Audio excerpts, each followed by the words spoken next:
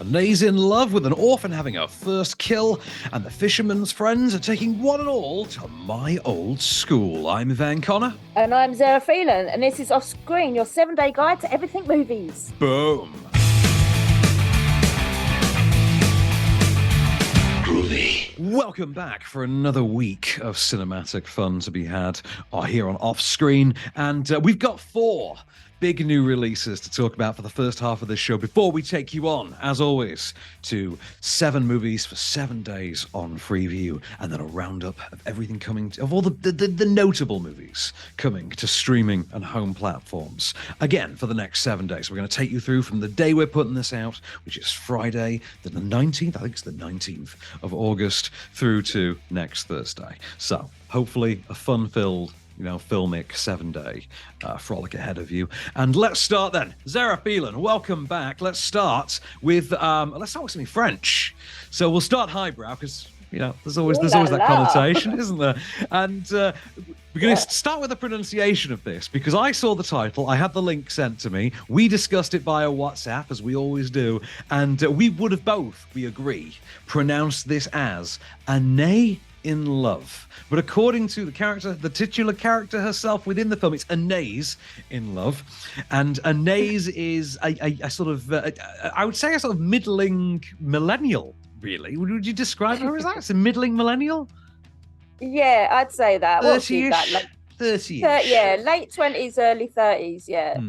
Middling 30-ish young woman who hasn't really decided what she wants out of life and enters into a relationship with an unavailable older man who then, by a quirk of chance, she comes into contact with his actual partner, his long-term partner, who he has no designs on ever parting ways with. He's happy enough in his relationship, but he still maintains an extramarital, but not really marital, affair with Anaïs. And she then meets his partner and falls for her as well. And this unlikely love triangle that emerges between the three of them basically sets her on a course towards discovering just who she is and just what the hell it is she wants from life. Zehra, how did you find Anaïs in love? I'm going to keep pronouncing it as that just because it's so thrown out there. It's so in keeping with the character. You're like, of course, it's pronounced Anaïs in love. I bet the actual name is pronounced Anaïs, and she just insists on calling it Anaïs because she seems like that kind of person. Yeah, that's the one thing. I couldn't get on board with this because her character, from about 10 minutes in, I just wanted to kill her. I'm like, I can't do this. She's driving me insane. She was too skittish for me. Very selfish. She was just, and she talked 10 words a second. It was just like, shut up. But in one sense, though, is that not like really playing to kind of what's hot or what's seen to be hot in the market right now, within a certain demographic, within the global landscape of sellable cinema, and certain audience demographics, is the narcissistic, self-involved, 30-something Fleabag specific archetype not actually a really easy sell? And is it possible that you and I are just kind of jaded by exposure to too many attempts to cash in on that by this point, that we're like, oh, okay, yeah, cool. I sat through 5 seasons of Girls, man. I've kind of done this. Or I've just had too many run-ins in with those kind of people in real life. Quite possible. So, written and directed by Charlene Bourgeois-Takei. I love that she has bourgeois in her name because it fits within certain imagery that's within the movie and is intentionally there. But you do get the impression, though, that the script and the performances are all on quite a very precise and very honed and very accurate same page. They all share a very specific sensibility, and it does come across. I would argue that the script is a little bit too labored for it to really be successful in what it's attempting to do, but in what it's attempting to do, I actually do think it is quite pithy, and it is quite insightful, and it is quite nuanced. Its problem is, I think, maybe its lead, Anaïs, I'm trying to remember her name, Anaïs Demoustier, I think her name is. She's too good, I think, at making... I think she's too good at making Anaïs unlikable. I think she's a victim of her own success. Yeah. And I think that's what we've fallen prey to here. It's either that or we're too jaded. But I think the film itself, outside of that, a little bit labored, but very good, is worth seeing. I think it does have stuff to say. I think it is enjoyable. Yeah, it does. I mean, like you said, it is quite layered, and I did enjoy that part of it. But it also took way too long to get where it needed to go. That end, it just got to, I was like, 20 minutes till the end, and then there we go, there it happens. It's like, seriously, you made me sit for all that. Fair point. But you know what? So let's move on then to something pitched for a very different demographic. And don't get me wrong, very easily sellable one as well. Let's go for a horror sequel, baby. And it's one that it's not really a horror sequel. It's weird. We kind of remember 2009's Orphan as being a horror movie because it's sold as a horror movie, but it's actually something akin to like The Hand That Rocks the Cradle with an adopted daughter. So now we've got the sequel. And if you remember, the ad campaign around the first one was very heavily marketed around the mystery of what the deal with the adopted daughter was. The adopted daughter has come into the family. Something's not right with her. Psycho thriller type stuff starts happening. It's her versus the mum. That's the movie. Then you get to the need for a sequel. Now, first of all, you've got a huge problem because, spoiler alert for a 13-year-old movie, its central character, played by Isabel Fuhrman, Esther, kind of died at the end of the first one. And not really in a way you could retcon out. So they've gone the prequel route with this one, but kind of cleverly done it in a way where it's not even really the prequel events that all the breadcrumbs in the first movie were laid for. It seems to be an entirely newly invented one, which seems to imply that there's a franchise in play here. Like they're looking for, and in this Conjuring era that we're in, this Conjuring presents era. Why the hell not? I'm all for it. Isabel Fuhrman's back as Esther. This is effectively the origin story. So in order to do this properly, you kind of have to spoil the twist of the first one, which I don't want to do. So I'm going to try and keep this. Try and keep this without spoiling that twist. I don't want to spoil the twist of the 13-year-old movie. It's too good. It's one of my favorites. Like, it's up there with Sleepaway Camp for me as just one of those, oh my God, the first time you saw it or the first time you heard it. I saw Orphan based on knowing that twist. It was that good. So, Esther, for reasons that we don't really want to go into, escapes a facility and pretends to be an orphaned 9-year-old girl worming her way into the lives of a rich, privileged North American family, pretending to have been kidnapped in Eastern Europe, because the movie had some controversy around the time of the release of the first one for certain stereotypes that it perpetrated.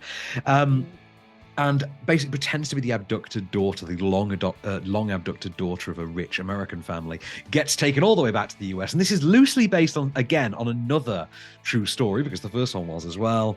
She worms her way into this family from within, forms a not too appropriate relationship with the father, falls afoul of the mother, and, well, it's a sequel to a psycho thriller, only this time it's the origin story.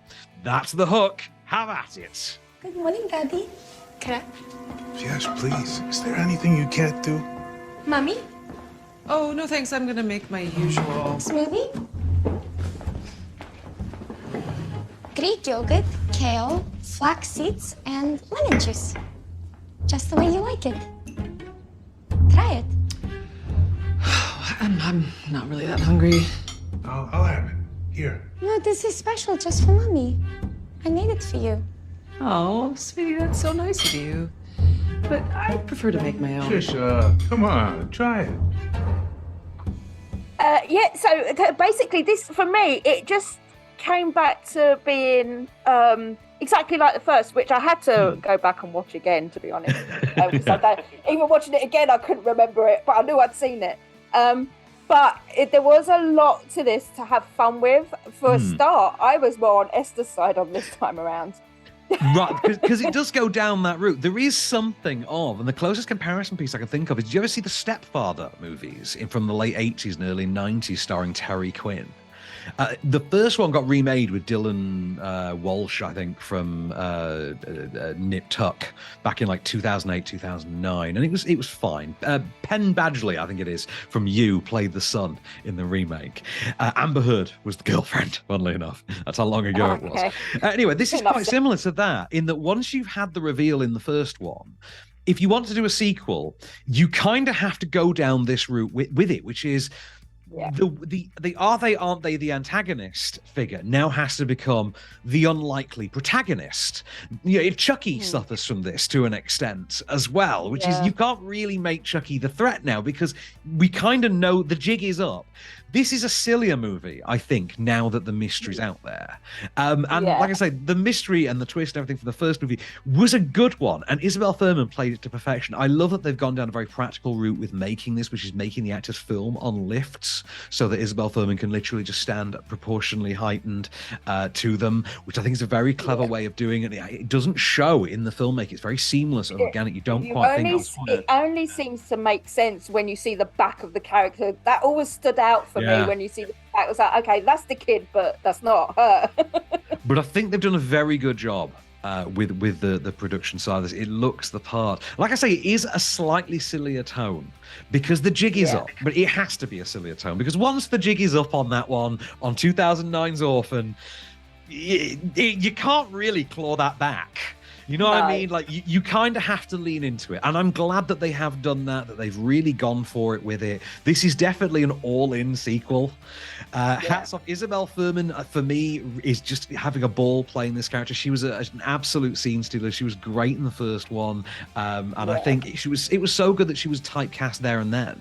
Like, we didn't really know who she was. And by the time she was in the Hunger Games, like a year or two later, she'd already been typecast. The minute she showed up, like, she's evil chick from Orphan. Yeah, like that's who she is now. You know what I mean? She plays it really well. Yeah, you may as well go with it. Yeah, it's like having Kevin Spacey be your twist villain. You know what I mean? It's like not much of a thing. You know what I mean? And she's equally as good here, but she's now gotten to that like Brad Dourif level of I know I have a fandom. I am gonna own this. She's having a ball. Great. I think. I can't quite decide if Julia Stiles is slightly miscast or if she's perfect for how cheesy the material now has to be. But if you could that aside, it's 4-star fun for me. I had a good time.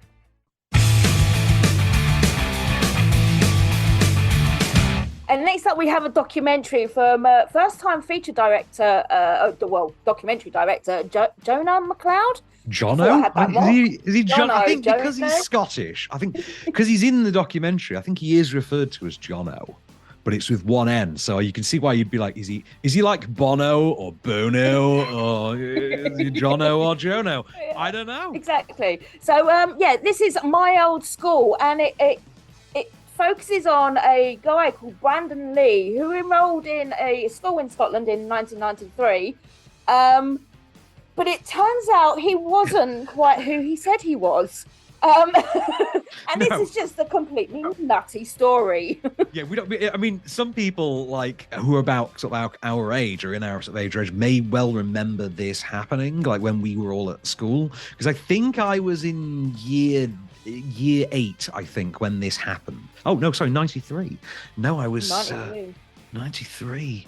Year 7, I think I was like, year 7 when this happened, which meant you probably be like 6th form to me, I think. But have a listen.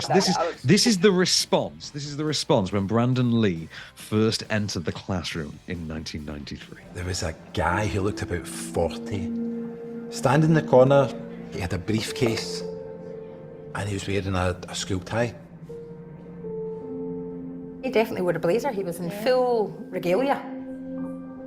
And it was the blazer and the satchel kind of suitcase that stuck out because we were all rucksacks and just ordinary jackets, Parker jackets, whatever, and that kind of, it made you double take. I remember looking at him and thinking, oh, he looked like a man? Yeah, so basically this, it's kind of a hybrid as well. I mean, to tell the story, they use animation, cartoons, basically. And, they have the old classmates are sat there as well for the, to give you the rundown. Yeah, you've got a combination of it. You've got talking head interviews. You've got the quite cool, almost Where's Wally like animation, and you've got what's effectively a really cool lip syncing sesh, haven't you? Yeah, that's true. And I think what made this for me was the animation part of it, because it just brought the whole thing to life. It was obviously telling this guy's story. It was just like, oh my God, I was sat there with my hands, like I'm doing now, with my hands on my face. I'm like, this cannot be true. It's like, how did this 30-odd-year man infiltrate a school as a 16-year-old and get away with it? It's a really strange story, and I saw this luckily, because I think you saw it before me. I think you saw it literally 20 minutes before me, didn't you? Because I was texting you as I was watching the screener link, and we were in disbelief, but 20 minutes further apart, and we were at different stages of disbelief, and it shows in the message thread when you read it back that these are two human beings running on parallel levels of absolute astonishment 20 minutes apart. It's baffling. Yeah. This is an absolutely outrageous, too strange to possibly be true story, and it's just incredible. You can't look away, and yet at the same time it's got everything. You're actually heartwarmed by it as you feel for people in it, and it asks all sorts of bizarre questions that you really never thought you'd ask. And and it all builds to this one video clip, this one single bit of footage that you just stare at in disbelief, and you can read two absolutely different ways, and it's brilliant. I thought it was an absolutely incredible documentary. This is on is Curzon today, my old school? No, this is Dogwoof, isn't it? This is Dogwoof from today. Yes. Which means if it's Dogwoof, you can usually get it on their on-demand platform as well. If you go to dogwoof.com or the Dogwoof Player, I think you can usually get this on digital as well. But it stars, we forgot to mention Alan Cumming as the inimitable Alan Cumming as the lip sync of the real, his name is Brian McKinnon, is his name? Brian McKinnon, who's the sort of real Brandon and he's Lee. Actually made friends in his class was a guy called Brian McKinnon. I was like, how is that even possible? Like they said, there's so many elements of this story. We're not even we're holding a lot back in telling you about this movie, this story, this absolutely incredible story. I think it's the best thing out this weekend. It was so good. I was just, what the hell is this? Just brilliantly inventive and well realized. I had an absolute blast with it. John O'Macleod's My Old School from Dogwoof in cinemas from today. Another movie in cinemas, exclusively in cinemas from today, from I think EFD, is the sequel to the kind of not really a surprise sort of sleeper cult hit Fisherman's Friends from a few years ago. Was it 2019, 2018, 2019, Fisherman's Friends? When was Fisherman's Friends? I feel like something like that.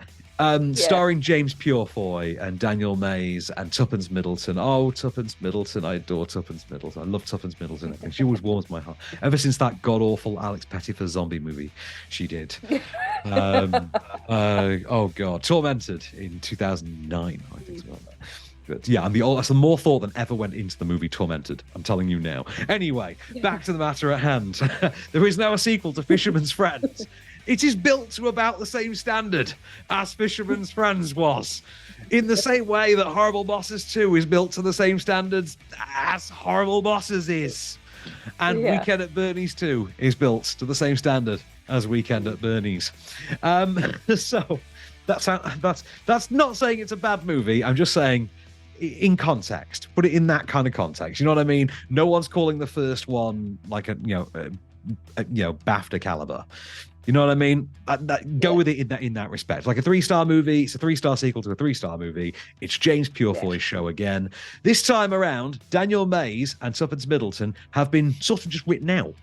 They've gone on their honeymoon. That's it. They've gone to South Australia. It's worth noting, incidentally. Development on this began 2 years ago. It was announced that the continued story of the real-life Fisherman's Friends band, basically taking them from their Glastonbury performance through to their second album, in reality, would then be turned into the sequel, which was called Fisherman's Friends 2 Bound for South Australia. For the purposes of the sequel, Daniel Mays and Tuppence Middleton have been written out by simply saying they've gone on their honeymoon to South Australia. Why is anybody's guess? It's of no relevance and it's never brought up. Okay. It's that Dave Chappelle meme. That why? Because bleep. That's why. Because bleep 'em. That's why. That's why.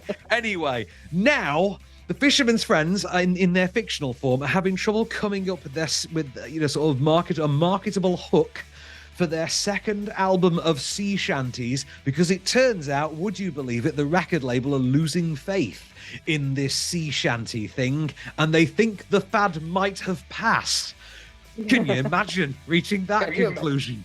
And yeah, so the band are dealing with that, whilst Jim, played by James Purefoy, is basically content to simply drink and squabble with the band as they attempt to come up with and recruit a new member to take the place of his now departed father. And the only person that seems able to reach him through this is a sort of faded pop singer who he befriends, who's come to their far-flung region, to Port Isaac, to basically get away from the very fame that the band are seeking to sort of keep their hold on. We are the Fisherman's Friends from Cornwall. She's an Irish singer. She had a couple of hits in the late 90s. Are you lost? Fancy cuppa? Don't suppose you got anything stronger, have you? I could add an extra tea bag. Thanks to her, the black cloud is starting to lift. Here, hold on. We like to do things properly, see. Put the jam on first. There are rules for eating scones. Ones we live and die by. What I want to know is there still a ton of heart to this film? Because I mean, there was in the first one. I absolutely love the first. So I mean, I obviously haven't seen this one. Well, I mean, to be honest with you, like I say, it's built to the exact same caliber as the first one. Now, I thought the first one was a 3-star film that was like 4-star charming. And that's pretty much what you get with the sequel. I mean, it's not... If I say that about the first one, if I say the first one was a 3-star film that was 4-star charming, I would say that its sequel is a 3-star film that's 3-star charming. You know, it's faded a bit without the element of sort of Daniel Mays and the brilliant naffness of Noel Clarke, who was spectacularly terrible in that first one. I'm shocked Noel Clarke didn't come back. Wow. Anyway, sorry. Oh, but I miss Daniel Mays. Daniel Mays was a good one for that. Daniel Mays, yeah. Anyway, so you've got the rest of the band there. You got David Heyman and Maggie Steed's back as Maggie the mum, and what's his name? Is it Dave Johns from I Daniel Blake? But you've got I think it's Aubrey Flynn. Aubrey Flynn's character, who's Aubrey Flynn's played by Imelda May, who I think is a singer who's basically sort of graduated up into, she's primarily a singer who's now taken on more and more acting for musical roles. And she's great in this role. I had to check that she wasn't some pop star that I just didn't recognize, genuinely, because I believe that she was someone is she someone from the 80s that my uncle would have really been into, that I just don't know? Because it seems plausible. Anyway, James Purefoy's show all over again. The 4-star charm is now about a 3, but you know what? It's still got that cuddly, here's a nice woolly seaside cardigan wrapped around you and some sea shanty sung. It should come with the lyrics just bopping up on the screen, dancing along for you. It's one of those. It's a good time. But it's just, it's not really as consistently coherent a good time as the first one was. I'll just say that.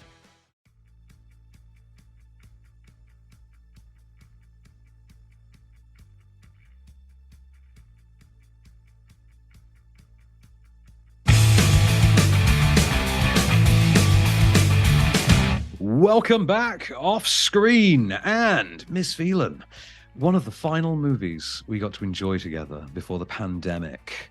set in and robbed us of cinema, and of course the ability to go outside in 2020, is on tonight. I would say on Friday, on tonight on ITV at 10:45. And I haven't seen this actually since we had that screen. In fact, I'll lie, I watched it once with Miriam when it first came on Home End, which was about 5 minutes after COVID started. So haven't really seen it since it was new.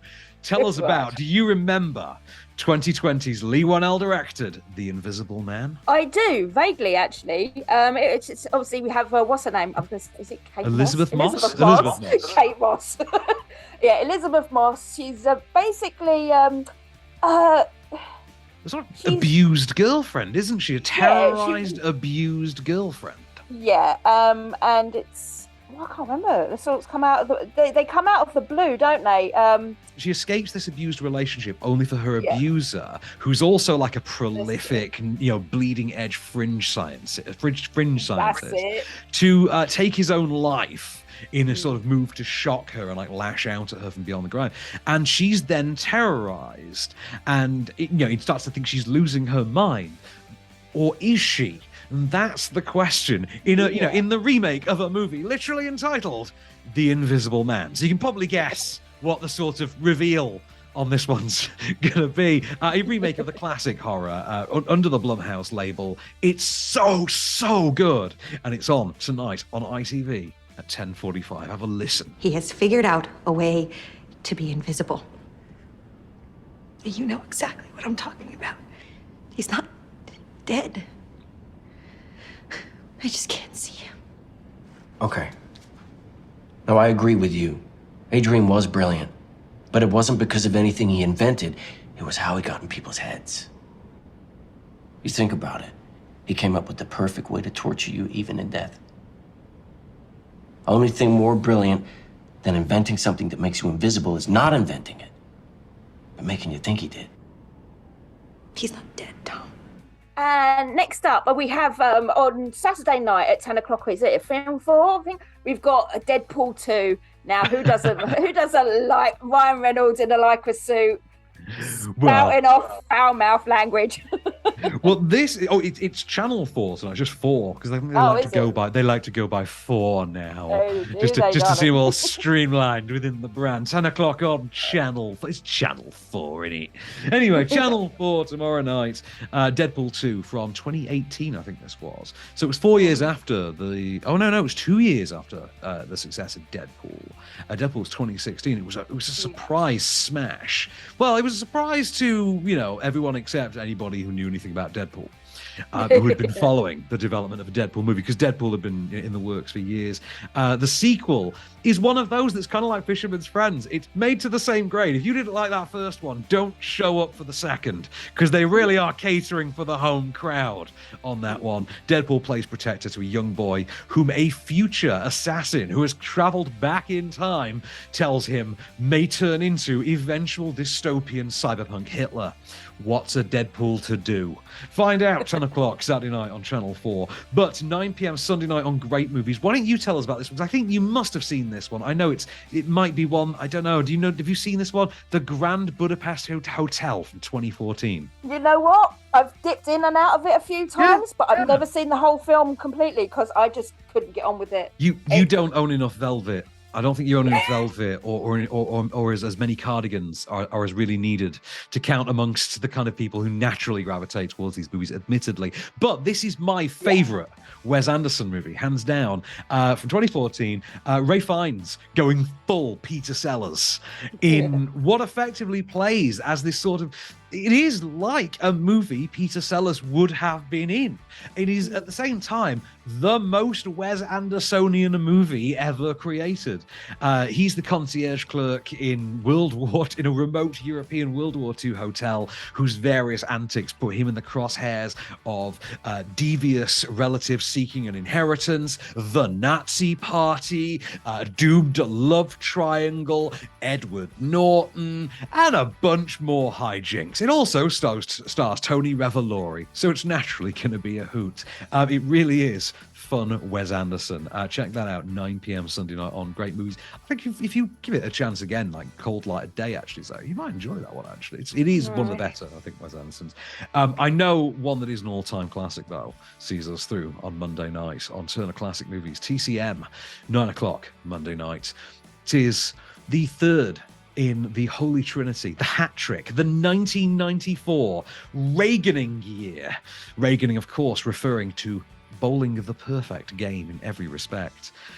That's what we call 1994 for the one and only Jim Carrey, that saw the release of Ace Ventura, Pet Detective, The Mask, and then, of course, our movie for Monday night, Dumb and Dumber, in which he teamed up with Jeff Daniels and brought the Farrelly brothers to prominence as well.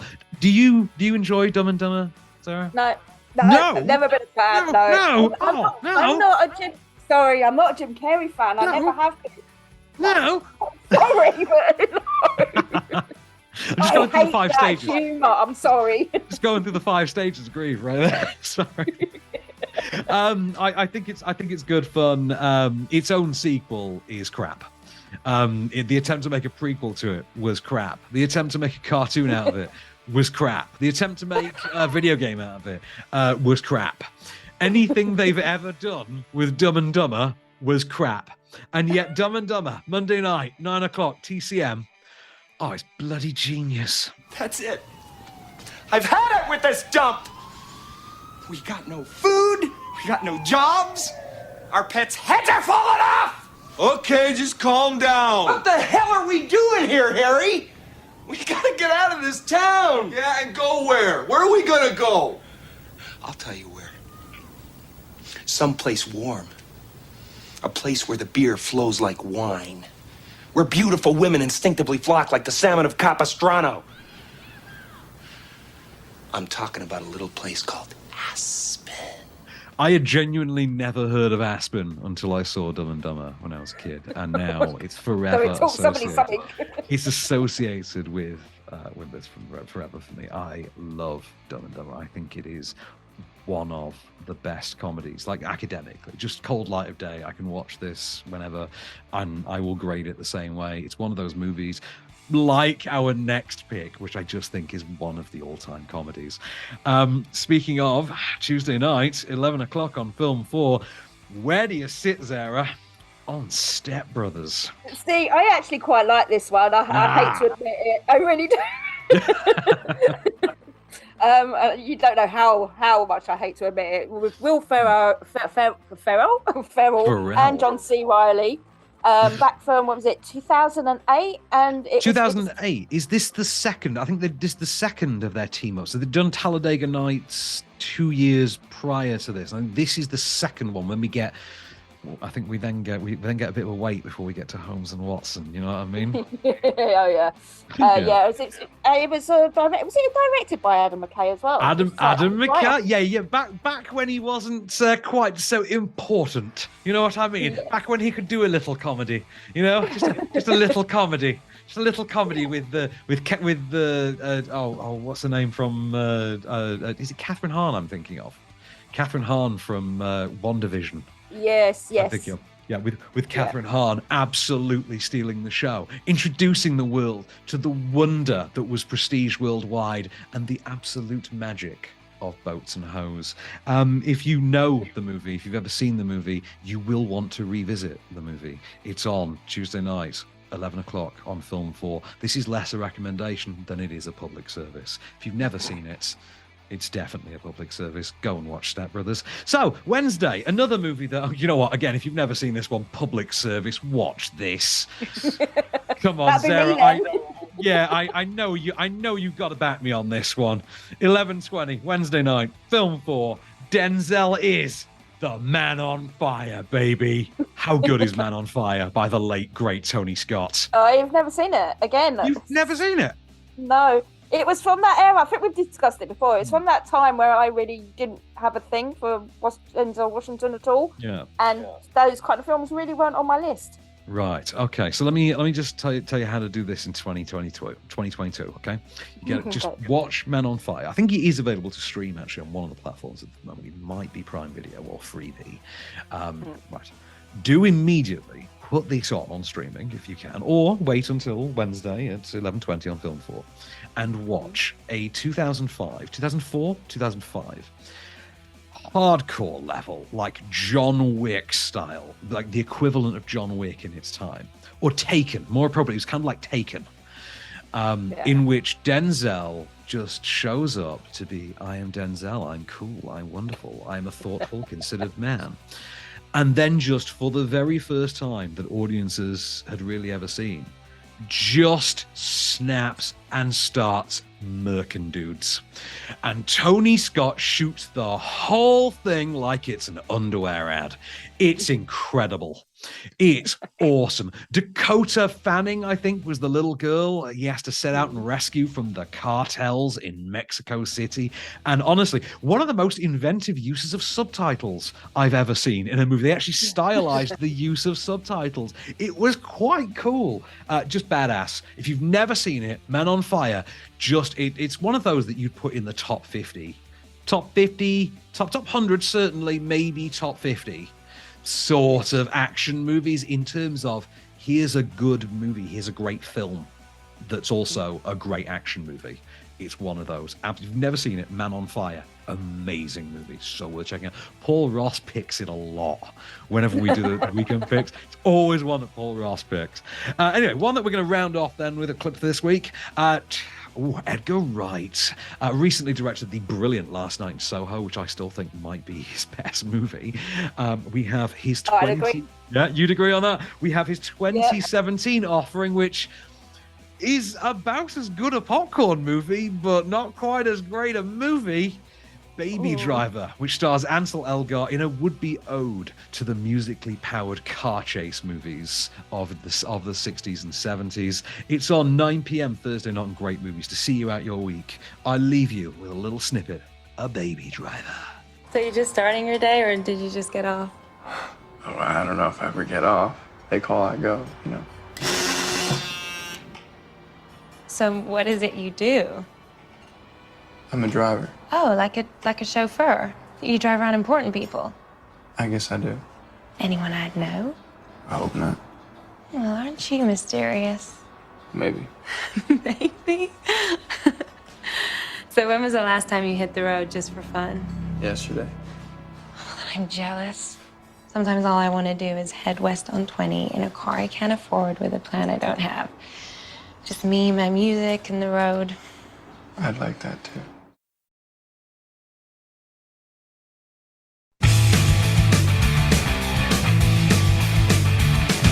Welcome back for one last ride off screen. So, Miss Phelan, I know you've been looking forward to talk about this one because I included this one like just to get a rise out of you, just to get you to blush. Oh, really? And also because I know it's right up your cheeky little alley.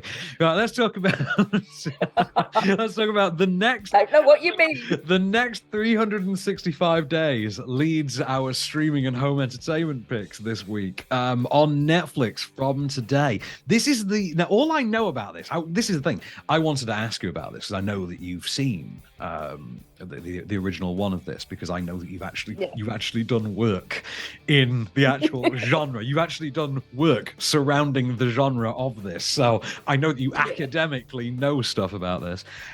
So the original 365 Days, if I understand correctly, is it a Polish movie from 2 years ago? 2 or 3 years ago? I think it was during early lockdown, wasn't it? Yeah, it was. It was about 2 years ago, I think it was. But it's Polish, but it's Italian as well, and there's English mixed in with it. And all I know beyond that then is it's effectively a sort of a 50 Shades of Grey type bondage and BDSM love story, except this dude just straight up kidnaps chicks. Yeah, basically, well, he's part of the Italian mob, so it's what he does. Fair enough. He does.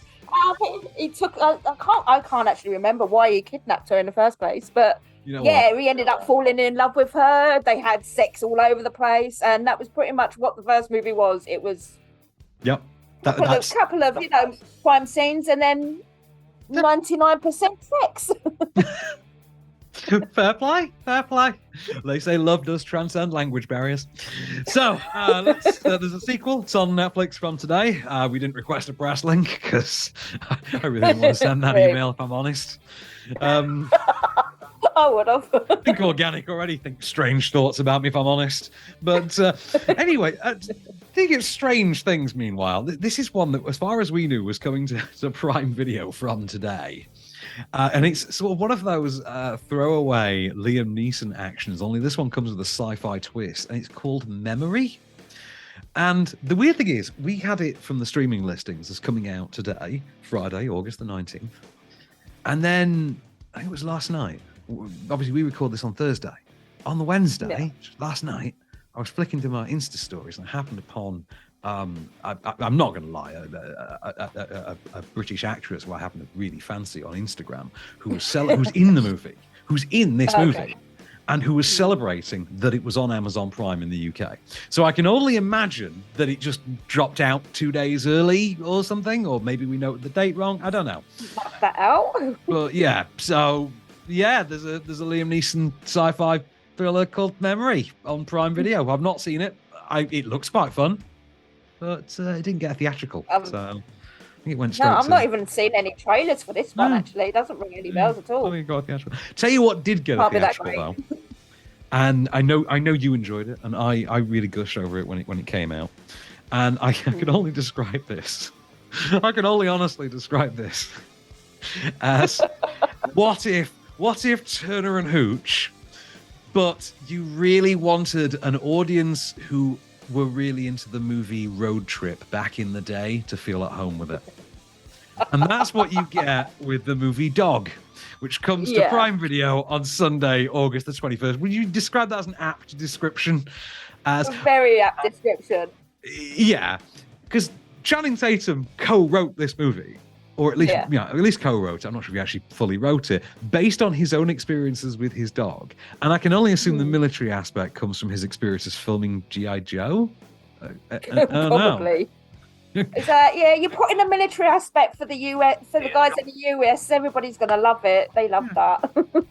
But it's exactly what it says on the tin. Only it's just a little bit more deranged than it needs to be, and I respect the hell out of it for that. Like it could just. I actually love it. Yeah, Channing Tatum could just give you a perfectly charming man and a dog in a car. They don't like each other. It's a road trip movie, but it's a movie with a dog. There's only one of three endings they can go with. Which one do you think it's going to be? Have your guess here. He could just, pilfer one of those. He could just toss one of those out casually. No. Not your boy Chantate. No. Your boy Chantate kicks it up a notch and thinks, we're going to toss in some drug-addled group sex sessions. We're going to have a Texas Chainsaw bit with Kevin Nash. We're really going to hammer it home. We're going to talk about PTSD. We're going to have a good time, people. We're really going to milk this. We're going to milk this opportunity and see what we can get away with. And hats off to me, it really does. And the good thing as well, he is self-depreciating in it. That dog schools him something rotten. This is brilliant. Yeah, she humbles him. She humbles him something proper. Anyway, on to in fact, let's have a listen. Let's have a listen to the dulcet charms of Chantate in just the most deranged Turner and Hooch you could possibly get. And I'm sure that Turner and Hooch just got remade for Disney Plus, didn't it? So way more deranged than Disney Plus actually went with for Turner and Hooch. What is your deal, man? Come on. You're slobbering all over my seats. Maybe just take crazy down. Just like one notch. Just one notch, that's it. Maybe we could get along. And if we get along, maybe we could even have some fun and send Riley off right. Doesn't that sound nice, dog? I'm all you got. I'm it. It's just me. God, I hope those two awkwardly bond before the end of that movie. I wonder. Anyway, you enjoyed it, didn't you? Yes, I did. I'd do that again, actually. Yeah, I'd watch that movie again, like willingly. Like if that comes up on like the streaming roster, and be like, cool, I'll watch Dog. I'll watch that again, and you can from Sunday on Prime Video. Thanks, Prime Video. So, over to DVD and Blu-ray. So the DVD and Blu-ray aisle offers up our next film for the home-ent crowd this week, and it comes from Alex Garland, writer-director of Ex Machina, Annihilation, which I don't think I ever got around to finishing, actually. I don't think I ever did. This one stars Jessie Buckley and Rory. What's his name? Rory. Oh God, I'm going to say Rory Bremner. Not Rory Bremner, is he?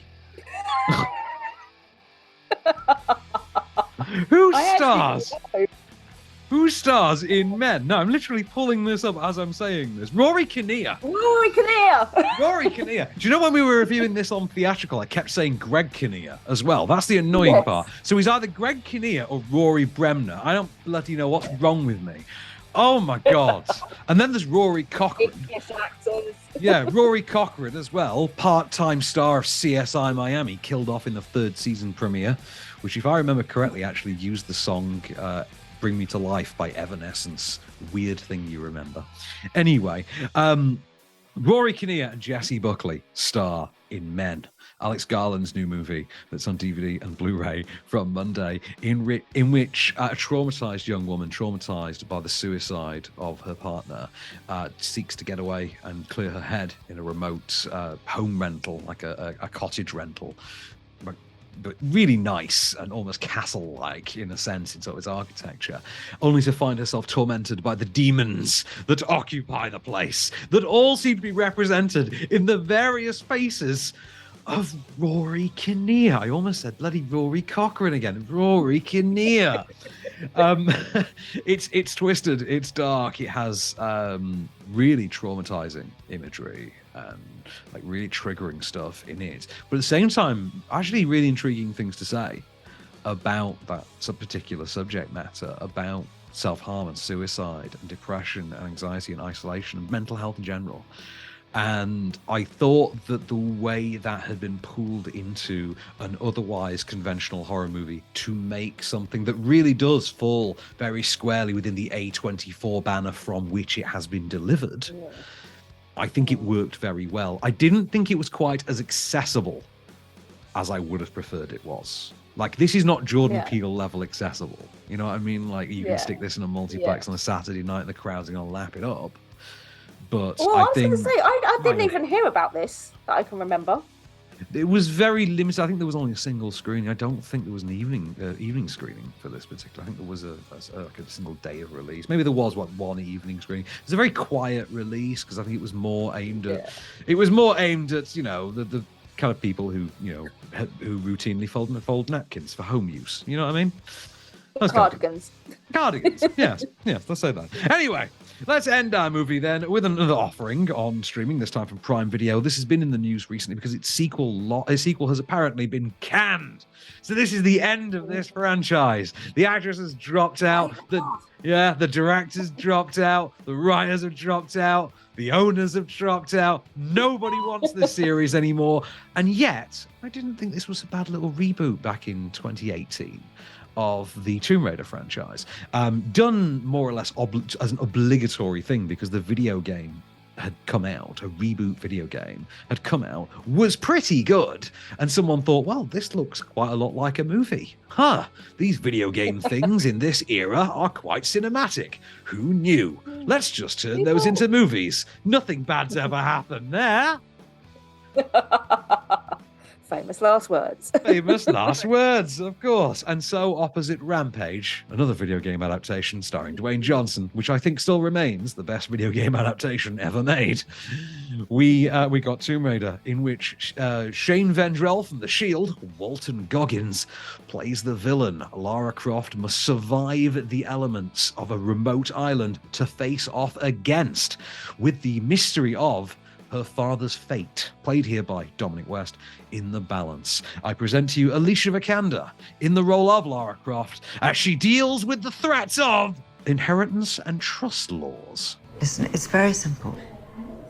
If you don't sign the papers, then everything your father worked for will be sold off. Not just the company, but Croft Manor also. Can you imagine how you would feel if you lost the house?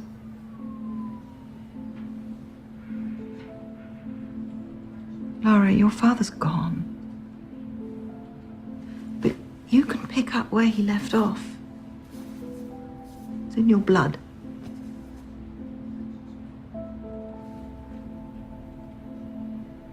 I'm sorry. I'm just not that kind of Croft.